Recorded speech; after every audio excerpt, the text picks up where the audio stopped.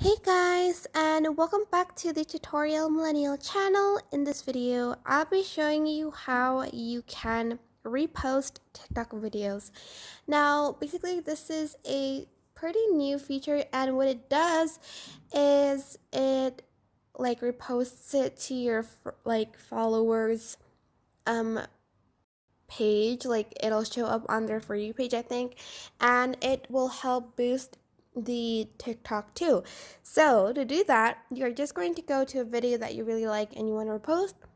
Choose on the button, like click on the share button, and you are just going to press repost.